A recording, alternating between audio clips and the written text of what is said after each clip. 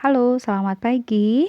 Nah, ini pertemuan kita yang ketiga, lanjutan dari yang kemarin kita sudah belajar mengenai bentuk akar.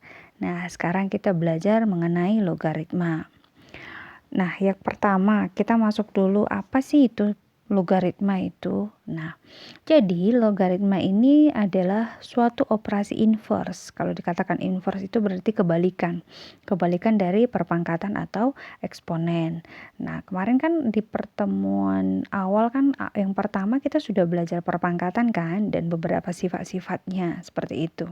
Jadi, logaritma ini adalah inverse atau kebalikan dari eksponen seperti itu. Jadi sifat-sifat perpangkatan itu juga seharusnya kamu kuasai karena sedikit banyak itu akan mempengaruhi cara kamu untuk memahami pelajaran materi logaritma seperti itu. Hubungan antara eksponen dengan logaritma itu bagaimana? Nah, kalau di eksponen itu A pangkat C itu sama dengan B, maka kalau di logaritma A logaritma B itu sama dengan C. Seperti itu. Lihat bentuknya ya. Kalau A pangkat C itu sama dengan B, maka bentuk logaritmanya menjadi A logaritma B sama dengan C. Dengan catatan di sini bahwa A-nya itu harus lebih besar dari 0 dan tidak boleh sama dengan 1 dan juga B harus lebih besar dari 0. Nah, yang A itu disebut dengan bilangan pokok logaritma. Bilangan pokok logaritma ini bilangan pokok logaritmanya, sedangkan yang B disebut dengan basis. Maaf, yang A disebut pokok logaritma atau basis dan yang B disebut dengan numerus, yaitu bilangan yang dilogaritmakan. Kita masuk ke contoh. Misalkan nih, ada satu soal, nyatakanlah dalam bentuk logaritma. Misalkan 2 pangkat 3 itu kan sama dengan 8. Terus kalau ingin kita ubah dalam bentuk logaritma bagaimana? Oke, kita buat ini kan A, ini C, ini B. Berarti logaritmanya adalah A logaritma B sama dengan C. Ingat, B itu adalah bilangan yang dilogaritmakan. Berarti dia menjadi A-nya di sini adalah 2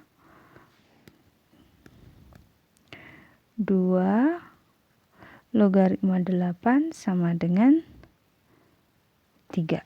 Seperti itu. Artinya 2 pangkat berapa yang hasilnya 8. Gitu loh kira-kira kalau logaritma itu. 2 pangkat berapa yang hasilnya 8. Maka jawabannya adalah 3. Seperti itu ya. Oke.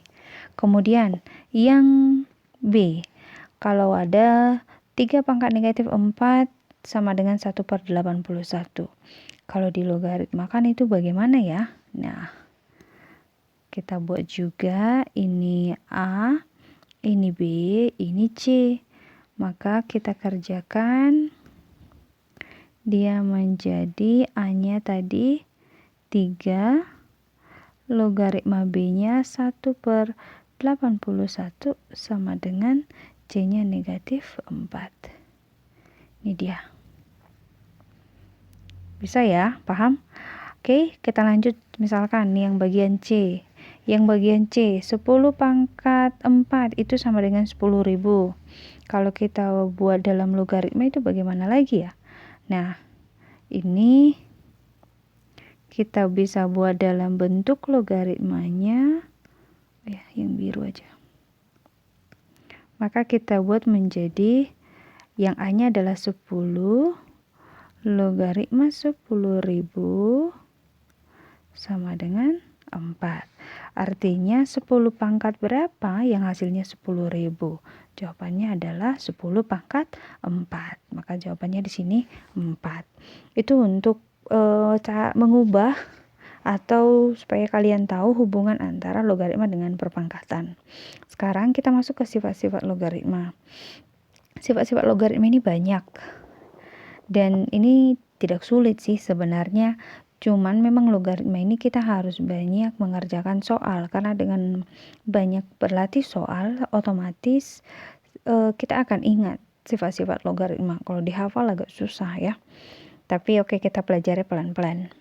Yang pertama di sini dikatakan A logaritma 1 itu sama dengan 0.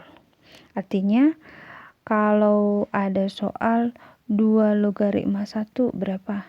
Itu 0. 3 logaritma 1 itu juga 0. Seperti itu. Bisa ya, paham? Kemudian ini itu yang sifat yang nomor 1. Sifat yang nomor 2 ini kurang lengkap. Ini sebenarnya A logaritma A. A logaritma A itu sama dengan 1. Itu sifatnya. Misalnya 3 logaritma 3 itu 1. 4 logaritma 4 itu 1. Seperti itu. Untuk yang nomor 3, A logaritma B kali C. Itu sama dengan A logaritma B ditambah A logaritma C. Artinya, kalau dia perkalian,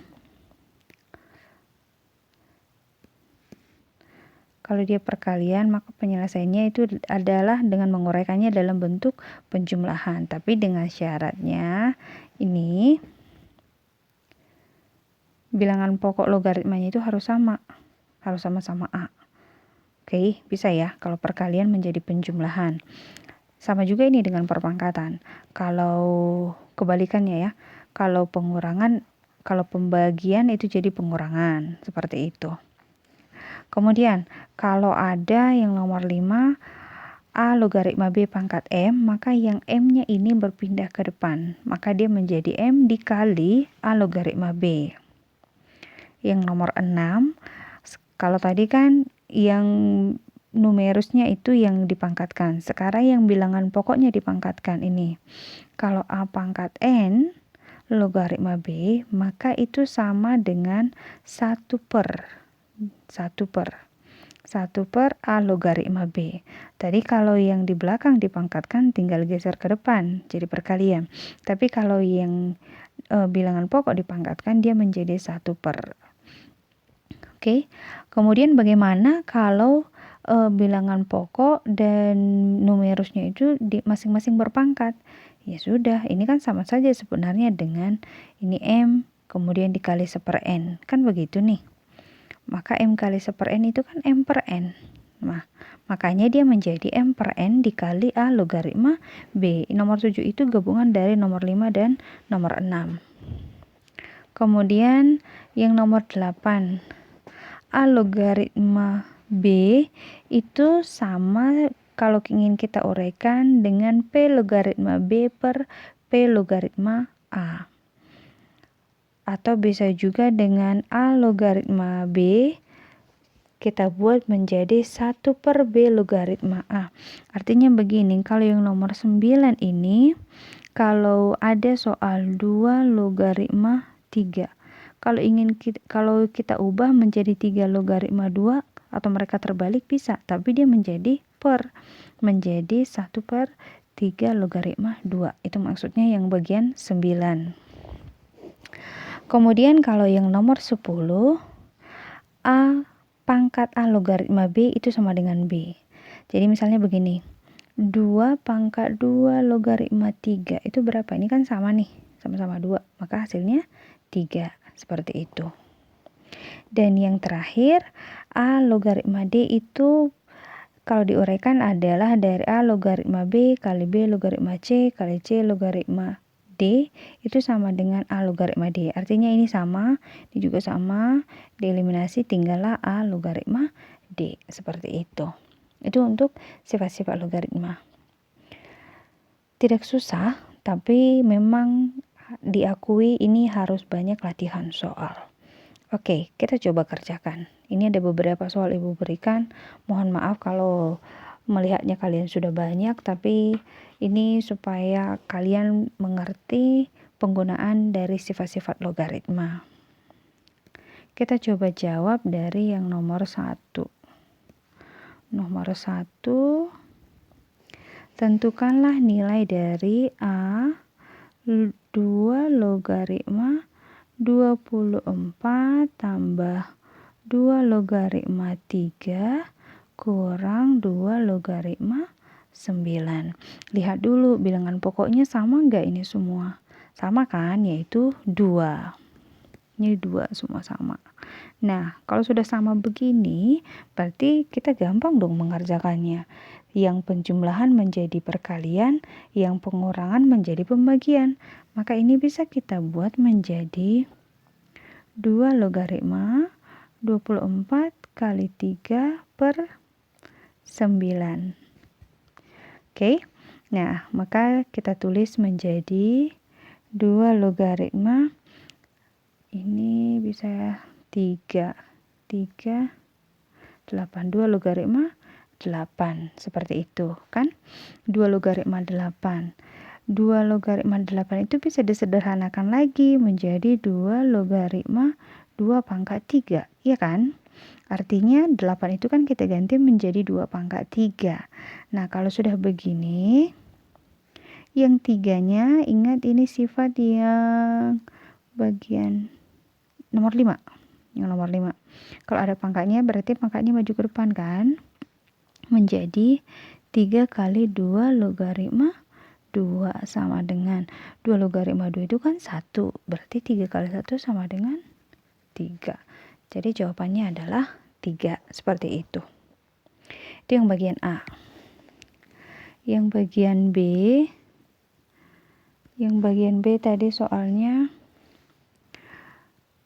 logaritma 5 ditambah logaritma 4 dikurang logaritma 2 ditambah logaritma 10.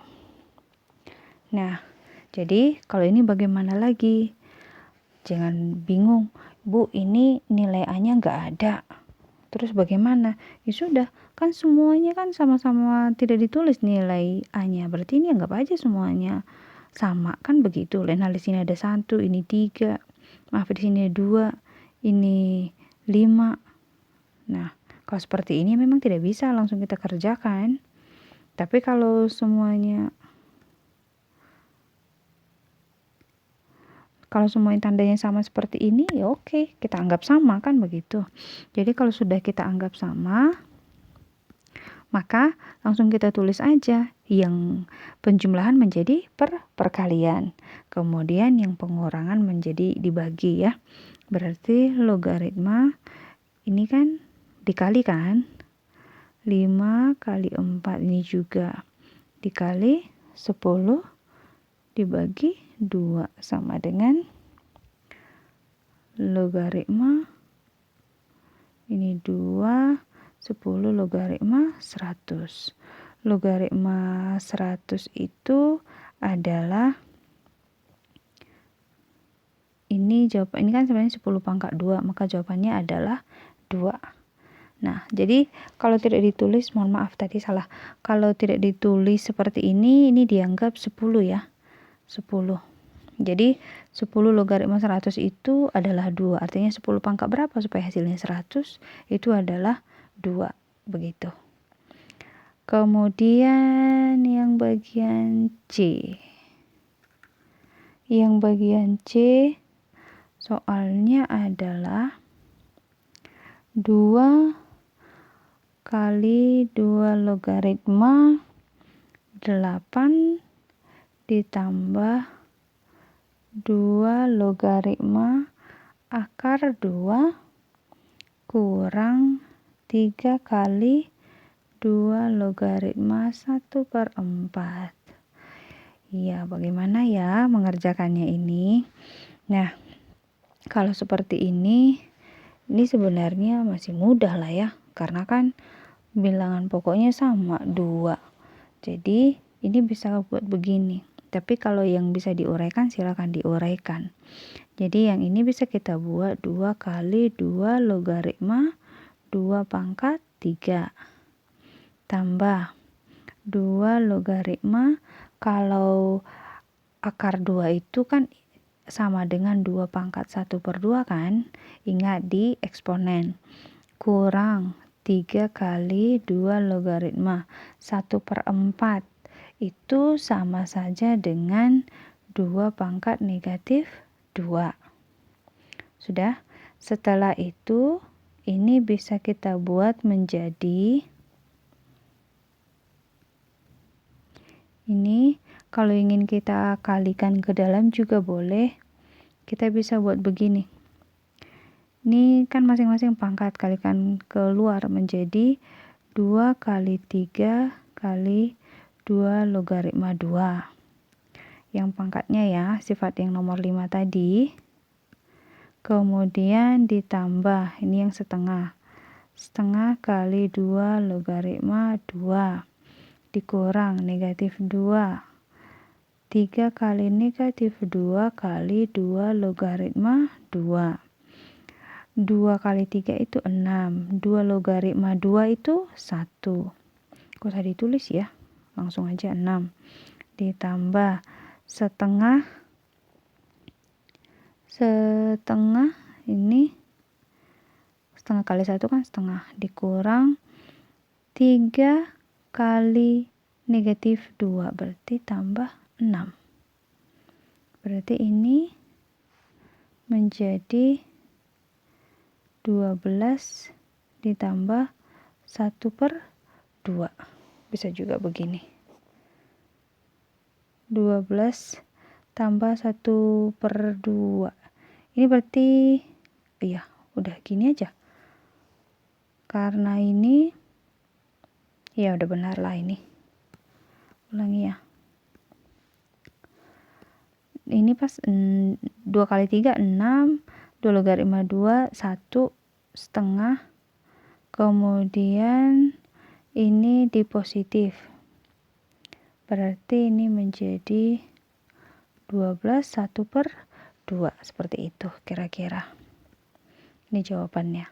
Jadi sebenarnya kita harus melihat ke sifat mana ya yang bisa mempermudah kita begitu. Jadi makanya tadi Ibu katakan sifat-sifat itu harus kamu kuasai, tapi menguasainya bukan dengan menghafal, tapi dengan latihan mengerjakan soal. Oke, kita lanjut yang bagian D. Yang bagian D itu soalnya tadi adalah 1/25 logaritma 125. Oke, ini jawabannya bagaimana? 1/25 itu kan sebenarnya kalau kita ubah dalam bilangan berpangkat yaitu adalah 5 pangkat negatif 2 logaritma 125 itu sama dengan 5 pangkat 3. Benar nggak ya? 5 pangkat 3. 5 kali 5 25. Kali 5 125. Benar. Nah, berarti ini kan ibaratnya A-nya dipangkatkan, B-nya dipangkatkan. Berarti ini pakai sifat yang mana? Ini pakai sifat yang nomor 7. A pangkat N logaritma B pangkat M. Terus hasilnya bagaimana? Hasilnya adalah M per N dikali A logaritma B. M-nya itu yang di B ya. Berarti ini hasilnya menjadi 3 per negatif 2 kali 5 logaritma 5. Ini yang masing-masing pangkatnya kita buat dalam pecahan. Oke, maka ini sama saja dengan negatif 3/2, 5 logaritma 5 itu adalah 1. Maka hasilnya menjadi negatif 3/2. Begitu yang bagian D-nya. Gampang kan? Tidak sulit. Memang sekilas kalau kita lihat sepertinya sulit, tapi sebenarnya tidak kalau kita paham sifat-sifatnya. Itu yang nomor 1. Yang nomor 2. Nomor 2 di sini dikatakan tadi jika diketahui logaritma 2 sama dengan 0,3010. Kemudian logaritma 3 sama dengan 0,4771. Yang ditanya itu adalah A logaritma 12. Nah, kalau diminta seperti ini, diketahui 2 dan 3, yang ditanya logaritma 12. Kamu harus bisa munculkan angka 2 dan 3 itu harus ada nanti. Berarti caranya bagaimana? Buat aja logaritma 12 itu kan sama saja dengan logaritma 4 kali 3, kan begitu. Atau bisa juga dengan logaritma 2 kali 2 dikali 3. Itu kan sama kan? Nah, ini kan perkalian.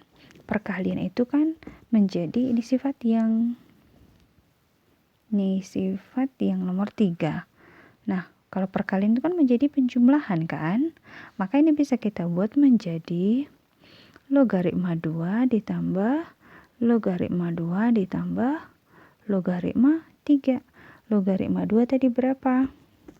Berarti ini menjadi 0,3010 ditambah 0,3010 ditambah logaritma 3 0,4771. Kalau kamu hitung ini hasilnya kira-kira 1,0791. Gampang kan? Ya gampang lah, gak susah. Maaf gak susah ini. Yang ke bagian B, itu tadi soalnya logaritma 0,125. Nah, ini juga ubah juga bagaimana supaya muncul logaritma 2 dan 3. Nah, sebenarnya 0,125 itu kan sama saja dengan logaritma 1/8. 1 dibagi 8 itu kan 0,125 kan? Nah, setelah itu bagaimana supaya muncul ini? Salah satu paling tidak, kalau tidak bisa dua-duanya pokoknya salah satu harus ada gitu. Bagaimana? Makanya logaritma 1/8 itu kan sebenarnya ini 1/2 pangkat 3. Kalau ingin kita ubah maka dia menjadi logaritma 2 pangkat negatif 3. Ingat sifat perpangkatan. Kalau dia seperti ini ingin kita ubah menjadi tanpa pakai bentuk pecahan begini, maka dia berubah tanda dari yang positif menjadi negatif atau sebaliknya dari yang negatif menjadi positif. Ingat lagi sifat perpangkatan. Jadi sebenarnya logaritma 0,125 itu sama dengan logaritma 2 pangkat negatif 3. Setelah itu pakai lagi sifat yang nomor 5 tadi ya, kalau nggak salah. Sifat yang nomor 5 iya, ini yang nomor 5. Pangkatnya di belakang, maka itu menjadi maju ke depan. Nah, dia menjadi negatif 3 kali logaritma 2. Negatif 3 logaritma 2-nya berapa? 0,3010. Maka hasilnya kalau kamu kalikan ini menjadi negatif 0,9030. Begitu. Itu yang nomor 2. Satu lagi yang nomor 3. Yang nomor 3 ini juga gampang ini. Tentukan nilai dari 5 logaritma 7 kali 7 logaritma 625. Caranya, ini sifat yang 11 ya. Ini kalau dia sama, maka misalnya ini A logaritma B kali B logaritma C kali C logaritma D, maka yang tinggal itu yang paling atas dengan yang di bawah gitu. Jadi kira-kira ini kan sama nih. Maka ini sebenarnya menjadi 5 logaritma 625. Nah, setelah itu ubah lagi lah 625 ini. Ini 625 itu kira-kira 5 pangkat berapa? Kan begitu. Berarti 5 logaritma, kalau pangkat 3 tadi berapa? Pangkat 4 ini berarti. 5 kali 5, 25, kali 3, 125, kali 5, 625 pas pangkat 4. Nah, pakai sifat yang nomor 5. Ini maju ke depan menjadi 4 kali 5 logaritma 5. 5 logaritma 5 1. Maka hasilnya adalah 4. Gampang. Tidak sampai 1 menit. Padahal kelihatannya susah kan? Nah, itu beberapa soal yang Ibu berikan untuk latihan Di sini nanti juga Ibu akan berikan beberapa soal juga untuk pendalaman materinya. Ibu harap sekali lagi tolong dipahami penjelasan Ibu dengan baik, catat di bukumu dengan rapi, supaya ada yang bisa kamu lihat panduannya saat mengerjakan soal latihan yang akan Ibu berikan. Sekali lagi, terima kasih untuk perhatian kalian semuanya. Tetap jaga kesehatannya, tetap ikuti prokes dengan baik, supaya kita selalu sehat ya. Oke, terima kasih untuk kita dan selamat pagi.